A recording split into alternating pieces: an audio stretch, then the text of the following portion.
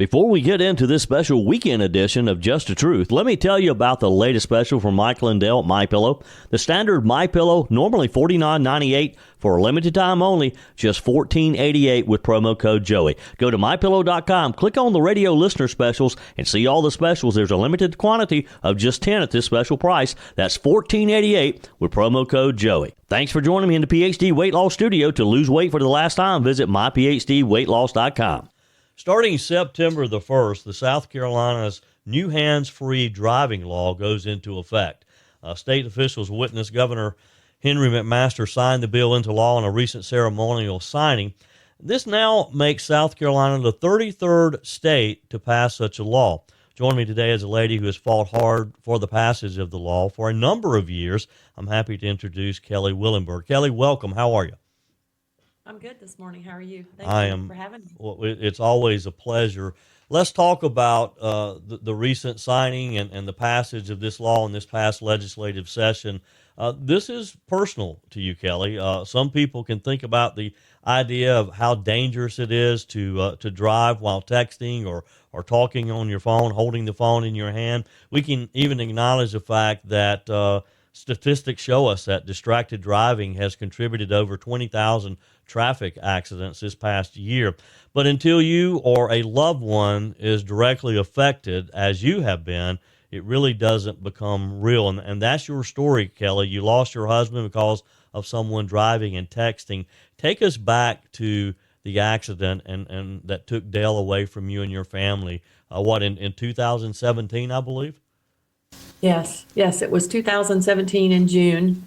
He was riding home from the hospital, Spartanburg Regional, on a bright sunny day on Highway 221 that actually has a lane on at the shoulder side for pedestrians and cyclists. He was in the lane doing what he should have been doing, and a gentleman was driving with a phone, and he admitted that he looked down to the console, picked up the phone, and looked at a text, and the next thing he knew, Dale was on the hood, and Dale never woke up. 24 hours later, we were donating organs and working through the trauma of losing someone suddenly when it didn't have to happen. Yeah, and things can change that quickly. Life can change that quickly, which it certainly changed your life, your family's life. You and I talked about this, the idea of this law a number of years ago. It didn't pass that year. It didn't pass the following year. But you never gave up, Kelly. Do you feel a sense of accomplishment now that this law has been signed into law? I think it's a very strange feeling that I have. I mean, it's a tragedy for our family that happened, but I'm hopeful that we have turned the page on these preventable tragedies. And looking back, it was a passion because of what had happened to Dale, and I got involved at the national level and went to Washington for distracted driving events, and I saw other families that were affected across the country, and not just people who had lost loved ones, but people who were there who had been hit themselves and had drastic injury.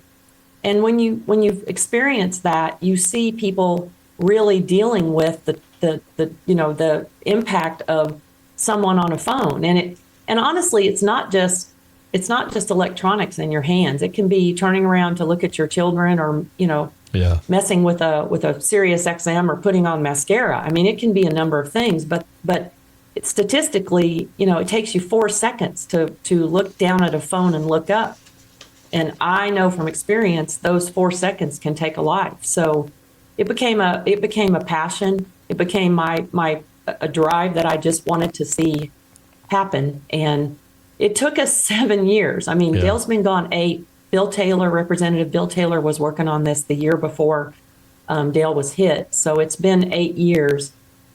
But I think it was 8 years that not only I learned a lot, but I think that it became important for a lot of reasons in the state. And we want to prevent deaths. And now that you cannot be driving with a phone in your hand and operating the car. Now, what is not in the bill is you can sit at a stoplight, stopped and pick up your phone and look at it. Yeah. That was in the bill originally. It was taken out. But what it means is do not have a moving vehicle at the time that you are looking at your phone. And maybe families will not go through what we went through. Yeah. Yeah. Kelly Willenberg is our guest today. Kelly lost her husband to a distracted driver in 2017. Kelly, over these years that you worked with Representative Bill Taylor and other legislators, it had to be frustrating at times because you knew how important this was and how quickly someone's life can change. For the legislators to just not prioritize this. What was some of the pushback that you received or some of the excuses that legislators gave for not wanting to support it initially? Initially, there were legislators who were afraid that we were taking away drivers' rights and that not all drivers have the capability to have a hands-free device. But over the 8 years, that's really changed quite a bit, and there are different systems that you can utilize, and newer cars all have a capability to be able to have a hands-free method.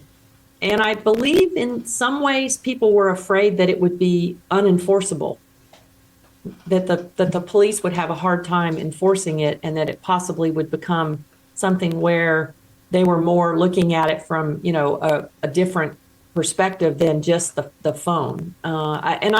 It really did change over the years that I've been at the Capitol.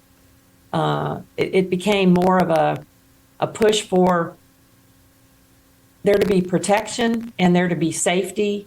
And I mean, all along the truckers, the motorcyclists, all of those individual companies were for this.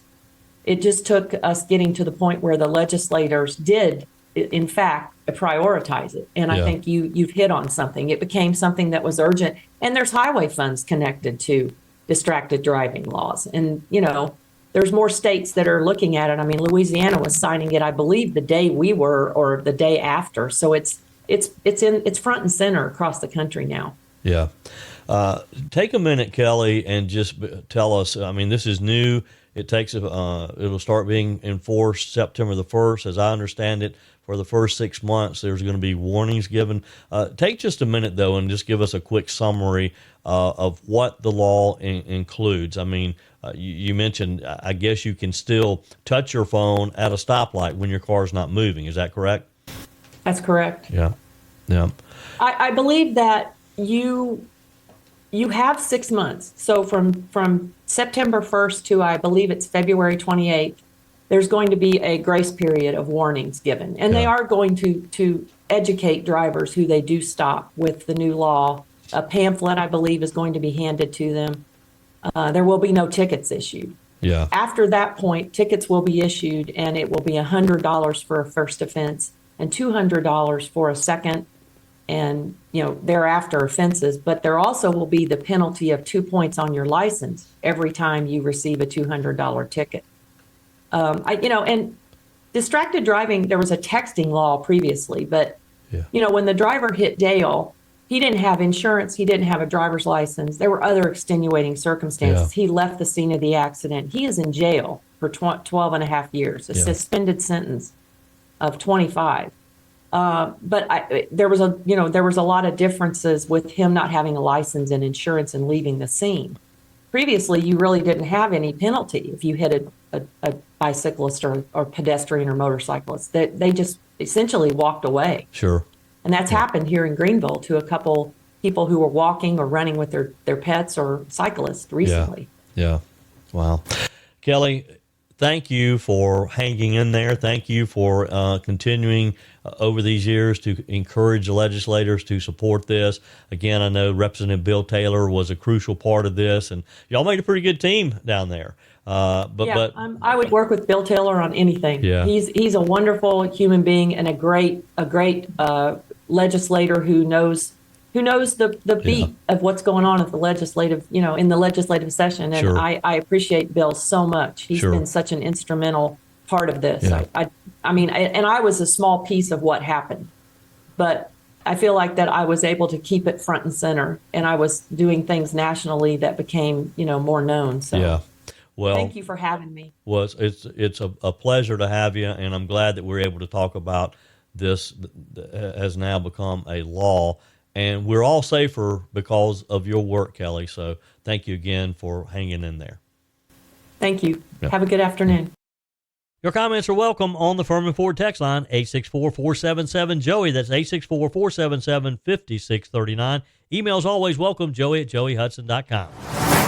AI is a term that we all hear about. We know that it's important. We know that it's changing the way that we do things. We've also heard that it may even replace some jobs. But we're not quite sure how it really affects us on a daily basis. Individually, and how we might be able to use this, especially if you're like me and you're in that senior demographic. Now, it pains me to say that I'm a senior, but there's help on the way because Brian Stearns is our guest today, and he's going to talk with us about a course that his company, Brian is founder, CEO of Ring of Fire, which is a marketing, advertising, product innovation agency in Greenville. And they're offering a workshop that's coming up soon for seniors. It's called AI Made Simple, a beginner's guide for seniors. Brian, welcome to the show. Thank you for having me, Joey. I appreciate it. Sure thing. All right, let's just talk about AI because it seems like AI just came from nowhere. I mean, we kind of heard the term in the past year, 2 years and all, but it's almost like overnight. Everybody's talking about AI. So let's start at the basics. What is AI? Yeah, AI stands for artificial intelligence. And you joked about the senior status, but you're human. You're just human. That's what we're going to call you. And that's what AI is here to do, is to help human beings with intelligence, and can be very supportive if used in the right way. You nailed it when you said people were whispering about it 2 years ago. Today, it's the headline on just about every daily news channel and blog. Yep. It seems a bit like science fiction when we learn and when we talk about some of the things that AI is doing. What are some of the everyday things that people are using AI for now? It really can be a helpful tool. There's a lot of folks who are worried that it might displace them or take their job over. What we're trying to tell folks is that you can utilize it as a tool in your tool belt to empower you to do things quicker, better, stronger, and faster. And it's not that intimidating if you take some time to study it and learn it. You know, a lot of folks were up in arms about the internet. A lot of people were up in arms about social media. And I'm seeing a lot of the similarities today with AI. But after a few days, weeks, months, years go by, and we let that marinate, it ends up being a really helpful tool that a lot of us use. Look at most seniors today are active on Facebook, active on email. They're regularly texting. They're using Siri to talk. They have smart home automations throughout their house. And so AI is just those things combined in a really super intelligence kind of way.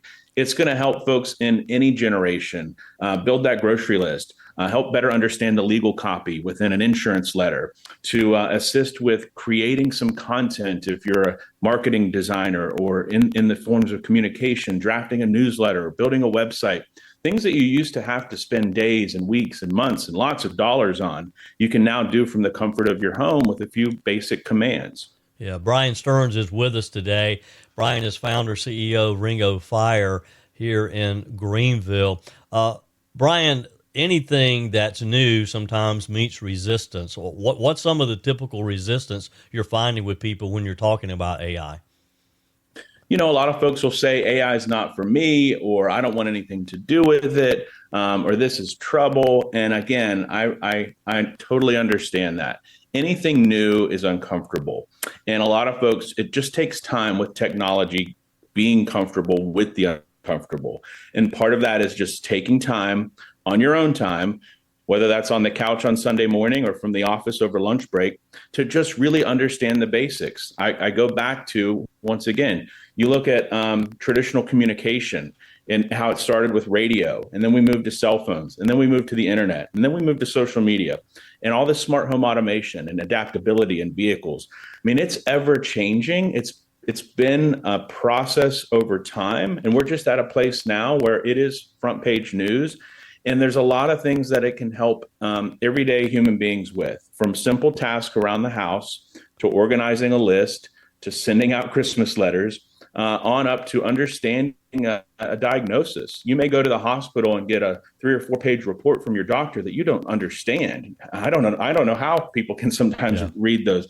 You can scan that through these apps, and it'll give you a very simple explanation, exercises, diets, things you can do based on that diagnosis that really speaks to you like a human without the legal talk or doctor talk. Yeah.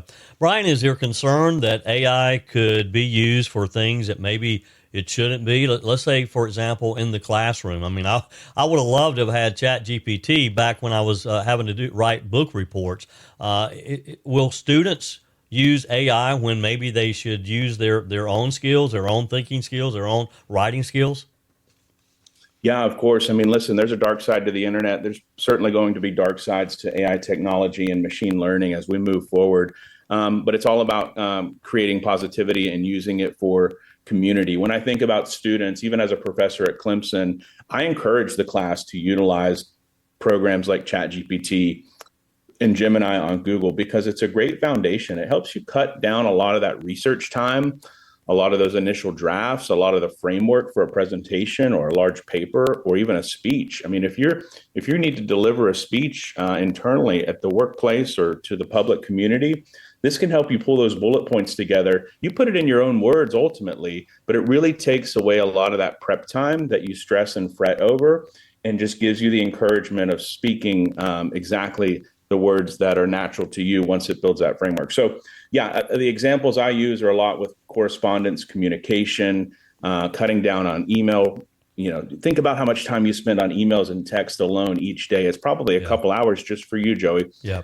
These platforms now within Google and Gmail can skim those emails, let you know what's spam or let you know what's a scam, and help move those important emails and documents right to the top. So it's infinite. It really is. There's so much. I could go on and on and on about what all AI technology is doing for human beings today and where it's going.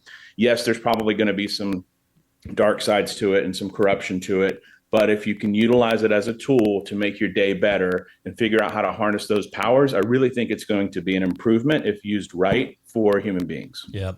Your course, of course, is designed for seniors. And with me, Brian Stearns. Brian, do you find that the older demographic is more resistant to change into AI in particular? Yes, of course. They are a little resistant because they don't fully understand it, and that's okay.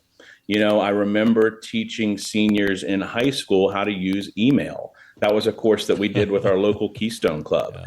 And so for me, you know, fast forward 20, 30 years, this is a fun way to continue to help the community with a platform and a program that's just going to help improve their daily life. This course that we're teaching here in Greenville, coming up here in just 2 weeks, I believe, is going to be the framework for anyone who's sort of on the fence, that's a little skeptical, that isn't quite sure how to use it, has some questions. We're going to help you download those basic apps and teach you those skills that are going to get you through your day-to-day and make you feel like you have completed, an introductory AI course. Yeah. August the 20th is the date of the course, AI Made Simple, a beginner's guide for seniors. Brian, how does someone register if they'd like to participate? So you can visit our website. It's Rewired Greenville. So that's REWIREDGVL.com. Or you can follow that same handle on social media, or you can give the office a call here at Ring of Fire. But we're happy to help anybody get registered in whatever way is most convenient for them. The easiest way is probably just going to be by visiting that website. It's a simple click, and you're in the course, and we'll see you in person on the 20th. Yeah. Well, thank you for doing this. I only wish I could be there. I'm going to be out of town traveling that day, but maybe you'll have it again in the future, yeah. and I can come to the next one. One more thing, Brian, before I let you go. You guys always have something fun going on at Ring of Fire. I tell my wife that when I grow up and I want a job, I want to go to work for Ringo Fire because you always have something exciting going on. And one of those is coming up in September, and that's ShrimpFest, September the 13th. Talk with us about ShrimpFest. Yeah, thanks for that opportunity. You know, we're all about teaching, training, inspiring, educating, and being entertaining for the community. Ring of Fire is based in Greenville in the West Village in the old Southern Weaving Mill. We sort of took this place over a few years back and created a fun factory around it. But ShrimpFest has become a signature event. It's all things shrimp. And it's pulled off and put together by the talented team at Campfire. And they're a sister company of Ringo. They help support local businesses here in the upstate and in the region of South Carolina. But ShrimpFest, we like to say, is the largest shrimp-only festival in the state of South Carolina. You've got shrimp and grits and shrimp and crawfish and broils and all kinds of things down at the coast. ShrimpFest is a one-day event that's all things shrimp. How many different ways can you prepare shrimp? I think if you let's replay that scene from Forrest Gump. There's quite a few ways you can prepare shrimp, and we have 15 of the best chefs in Greenville who come out and do just that. Folks anywhere from downtown restaurants like Indaco or Society or some of your favorites around the upstate region. They bring their chef in, they set up a tent. They're all given a couple pounds of shrimp, and they prepare their signature dish that day. Wow. For the attendees. And from 6 to 10 on September the 13th, we're going to have about 400 people out here trying a variety of shrimp, listening to music, having a good time, having some great beverages from our sponsor at 13 Stripes Brewery. And we're really thankful to have, Joey Hudson, your show, as a sponsor for that event, too. So thank you so much. Well, it's an honor. And look, I'm looking forward to having some good shrimp and having some fun that night. Any idea, Brian, of how many pounds of shrimp will be eaten? I'd like to say hundreds. Last year, I do know this for a fact. Last year, we went through 7,000 boats of shrimp. And those are not literal boats. Those are those small trays that you are served like a hot dog in at a ballpark is what they call like a shrimp boat. So we serve, that's about each attendee having about 20 to 25 dishes. So we go through a ton of shrimp. We go through quite a few adult beverages too, but all for a great cause. This year, we're supporting Crime Stoppers. Yeah. And thank you for doing that. You and I are both involved with Crime Stoppers. As you know, it's been a passion of mine for many, many years. And Crime Stoppers is a local nonprofit. We provide a vehicle for people to, I like to say, get involved, but not really be involved. You can give your information, remain anonymous, and it takes a lot of bad guys off the street. And Brian, what you guys are going to donate this year will go directly to the reward fund and will help us take some of those bad guys off the street. That's right. We look forward to doing that. Last year was Defenders of Children. This year it's Crime Stoppers. And that's part of the fun of what we do with these festivals. We always support a local nonprofit and love to help the men and women in uniform, also our first responders and police officers here in the upstate. Yeah. Are there still sponsorship opportunities if someone's listening today and they'd like to be involved with this?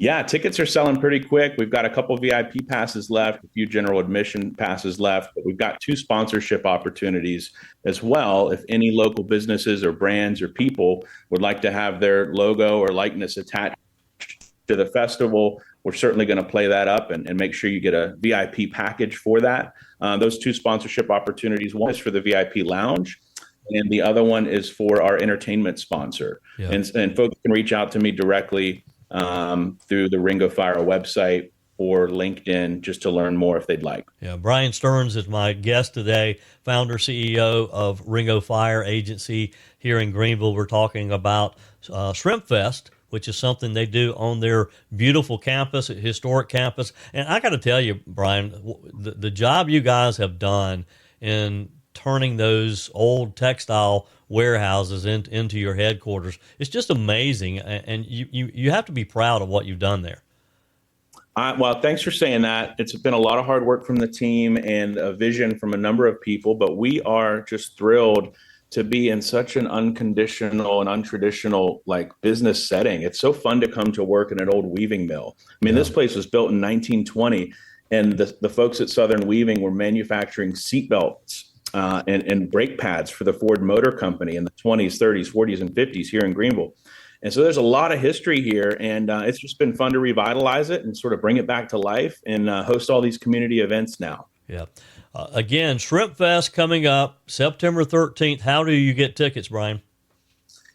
Folks can visit shrimpfestgvl.com or follow us on social media at shrimpfestgvl, and we'll provide some more information there. They can one-click purchase some easy tickets, and we look forward to seeing everybody Saturday, September 13th. And it's going to be a fun evening for sure, with some great food, and more importantly, you're going to be able to see a lot of people have some fun with your friends September 13th. Brian, always a pleasure. Appreciate your time today.